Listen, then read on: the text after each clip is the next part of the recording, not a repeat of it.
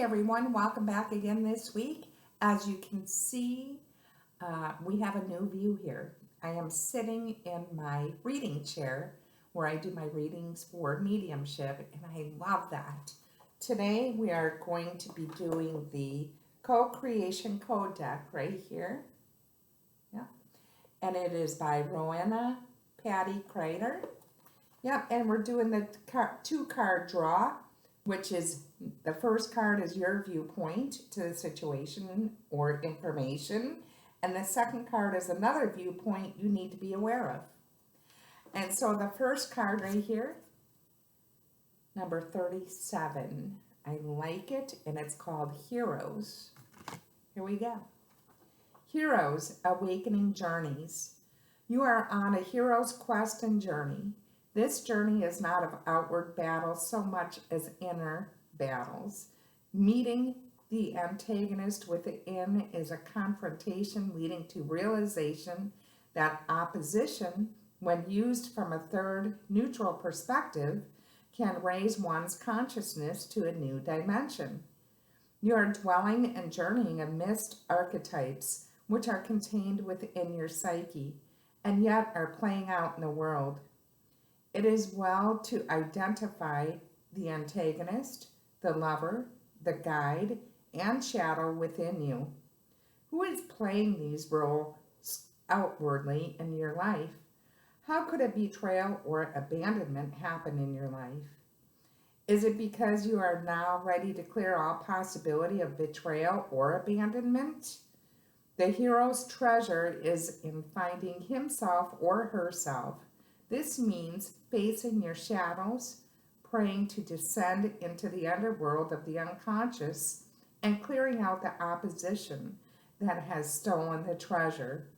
As long as parts of yourself are unknown to you and or are working in opposition to your consciousness intent, you cannot fully be who you are. Trust that your soul is finding the treasure within.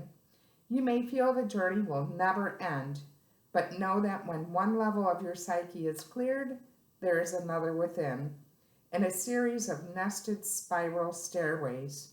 You will ascend after you descend. Like it. Oh, I love the little light coming in here. And card number 2 is 55, Culture. Here it is, right here. Yep. And so here we go. Culture. Distribution fulfills. You are now a mediator of culture, either in your community, at school, or internationally. Culture's function is to inspire awareness of spiritual truths through the arts and to distribute resources and goods to places where they are most needed. You have the capacity to see how different people have unique functions, just as a specific culture does. You will find great fulfillment in being of service in cultural ways. This may involve the arts, nutrition, law, medicine, spirituality, counseling, or other areas of culture. Meditate on the dynamics of relationships. See how opposites are complementary. See how spirituality, art, and creativity are a natural harmony, as are media, law, and education. What are your unique gifts that you can contribute to your community? Culture is not an extra of a civilization, but is the very fabric of how human relations work in the context of nature and consciousness. Observe the rites and daily patterns of indigenous people and how different cultures relate to the environment.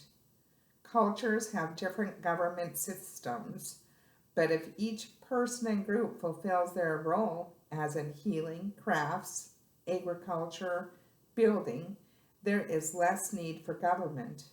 Pick a number between 1 and 12, and I will actually read a couple of sentences from each number. I feel like I should be in the light a little bit more. Hope you guys can see me.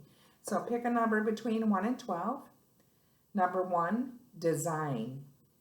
Being in a highly creative state, you can now believe in your vision and create plans and design for what your soul incarnated for you. If you pick number 2, build. I don't know, there we go, that's a little better. 2 is build. It is time to really build what you have dreamed of. Consult with others of like mind and allow plans to emerge. 3, distribute. It is time to reach out, to communicate and find those who need what you have produced. You have accumulated so many products and or abilities that the pressure is almost unbearable. 4, govern.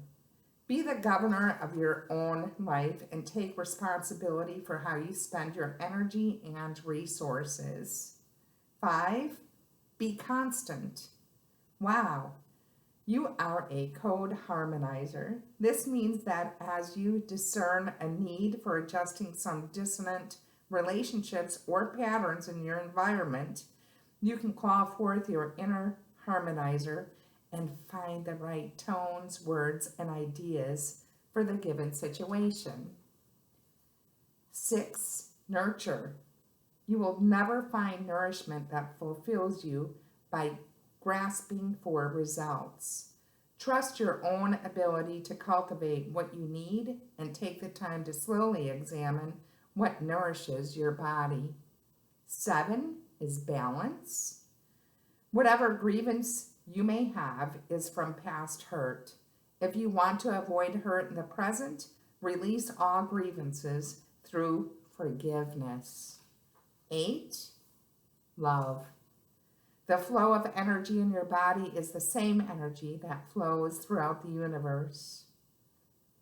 Awareness of the cycle of activation and relaxation, for example, enables you to go with the flow and enables the flow to go with you. 9, transmute. Adhere to your religion and beliefs, but the essence of your spirituality is in your power to transmute suffering into compassion for both yourself and others. 10, produce. Being very grounded enables you to produce foods, crafts, inventions, and goods of many kinds. 11, integrate. In order to maintain connection, you need to see the interrelationships of things. And 12 is trust. You are involved in an intense transmutation of energy. Sometimes you may feel wildly explosive and at other times repressed and unable to say or do anything. And I hope these resonated with you all. Please let me know how you like these cards. And you have a fabulous week now.